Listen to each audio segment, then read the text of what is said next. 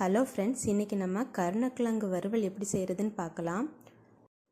கருணக்கிழங்கை சின்ன சின்ன துண்டாக நறுக்கி இந்த மாதிரி வேக வச்சு எடுத்துக்க போகிறோம். அதுக்கு குக்கரில் கருணக்கிழங்கு, தேவையான அளவு உப்பு, அப்புறம் கொஞ்சமாக மஞ்சள் தூள் சேர்த்து கூடவே தேவையான அளவு தண்ணி சேர்த்து 2 விசில் மட்டும் வச்சு எடுத்துக்கலாம்.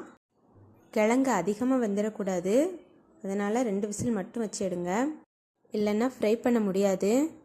இப்போ பாருங்கள், கரெக்டாக வந்திருக்கு. இந்த மாதிரி இருந்தால் போதும். இப்போ இதை தனியாக ஒரு பிளேட்டில் எடுத்து வச்சுக்கலாம். இதை இப்போ பொரித்து எடுத்துக்கலாம் எண்ணெயில். அதுக்கு ஒரு பேனில் எண்ணெய் விட்டு அதில் வேக வச்சுருந்த கிழங்கை சேர்த்து ஃப்ரை பண்ணி எடுத்துக்கலாம்.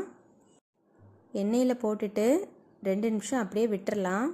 தீயை மீடியம் ஃப்ளேமில் வச்சுக்கோங்க, அப்போ தான் கிழங்கு நல்லா கிறிஸ்பியாக வரும். இப்போ பாருங்கள், கொஞ்சமாக கலர் மாறி இருக்கு. இப்படியே திருப்பி திருப்பி விடுங்க. நல்லா கலர் மாறிடுச்சு, நல்லா கிறிஸ்பியாகவும் ஆயிடுச்சு. இப்போ இதை நம்ம தனியாக எடுத்து வச்சுக்கலாம்.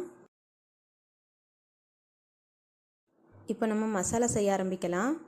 அதுக்கு ஒரு மிக்ஸி ஜாரில் ஒரு 5 பல்லு பூண்டு, ஒரு சின்ன துண்டு இஞ்சி, ஒரு பச்சை மிளகாய், 7-8 சின்ன வெங்காயம், 1 ஸ்பூன் பெருஞ்சீரகம், 1/2 ஸ்பூன் மிளகு, இது எல்லாம் சேர்த்து கொரன்னு அரைச்சிக்கலாம்.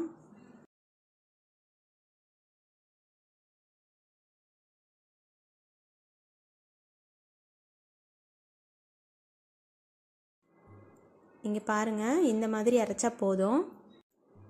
இப்போது பொரிச்ச அதே பேனில் கொஞ்சமாக கடுகு போட்டு, கடுகு பொரிஞ்சதும் கொஞ்சமாக உளுத்தம்பருப்பு, அப்புறம் கொஞ்சம் கருவேப்பிலை பொரிஞ்சதும் ஒரு கைப்பிடி அளவு சின்ன வெங்காயம் சேர்த்துக்கலாம்.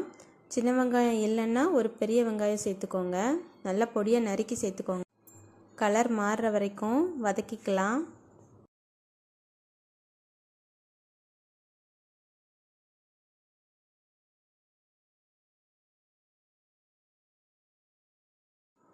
நல்லா வதங்கினதுக்கப்புறமா ஒரு தக்காளி சேர்த்துக்கலாம்.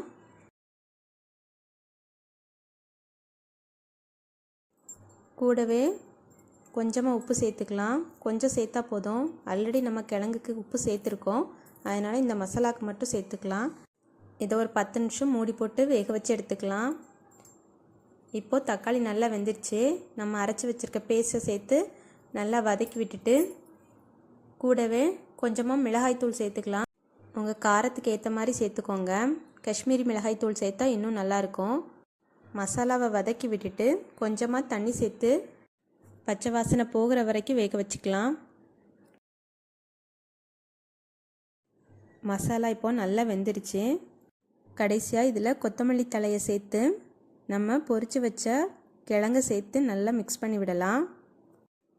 கிழங்குல எல்லா பக்கமும் மசாலா நல்லா கோட்டாகிற மாதிரி நல்லா மிக்ஸ் பண்ணி விடுங்க. அவ்வளோதான், நம்மளுடைய கருணக்கிழங்கு வறுவல் ரெடி ஆயிடுச்சு.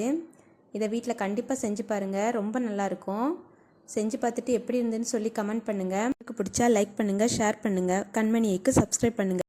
தேங்க்யூ ஃபார் வாட்சிங்.